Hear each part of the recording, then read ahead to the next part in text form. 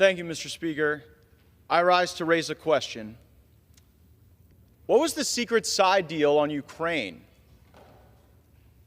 House Democrats and President Biden have said that as Speaker McCarthy was asking Republicans to vote for a continuing resolution so as to avoid having to take the Senate's plus up in Ukraine money, that the Speaker of the House was actually cutting a side deal to bring Ukraine legislation to this floor with President Biden and House Democrats. So let me get this straight. To extend Joe Biden's spending and Joe Biden's policy priorities, the Speaker of the House gave away to Joe Biden the money for Ukraine that Joe Biden wanted.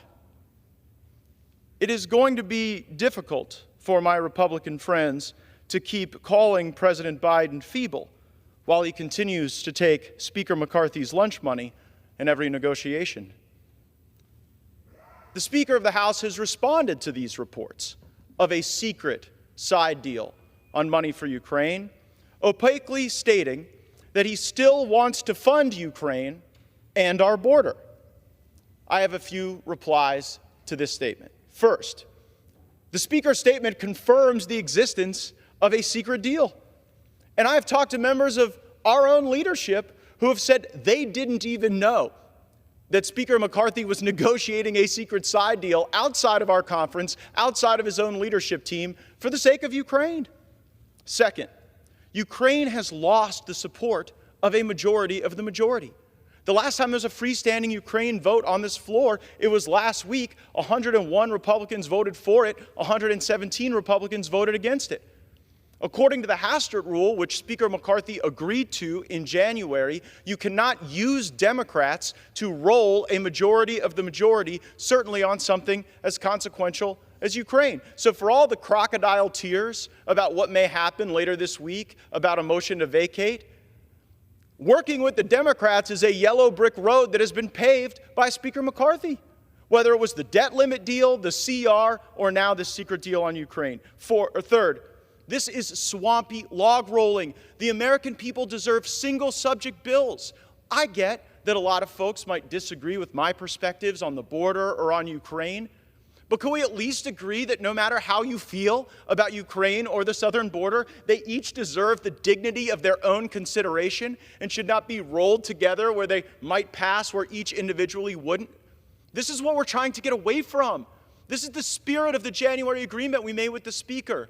No more lashing these disparate issues together so that the American people's interests are subjugated here on the floor of the House. You know how we should stand up for our border? Demand that the United States Senate take up our single subject appropriation bill that funded the border. It created Republican unity. We voted for it. It has the policy demands that the continuing resolution that Speaker McCarthy advocated for on this floor did not. Our DHS funding bill requires E-Verify. And then hours later, after we passed that, the Speaker wanted us to vote for a continuing resolution that didn't include E-Verify. Retreat is never a strategy to win anything. So, Mr. Speaker, just tell us, what was in the secret Ukraine side deal? What commitments were made to President Biden to continue the spending of President Biden in exchange for doing things for President Biden? It is becoming increasingly clear who the Speaker of the House already works for, and it's not the Republican conference.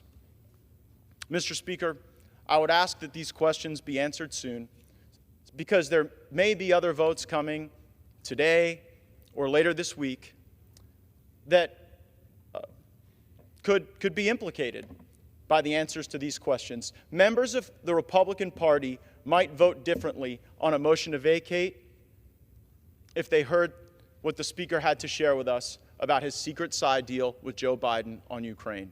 I'll be listening. Stay tuned, and I yield back.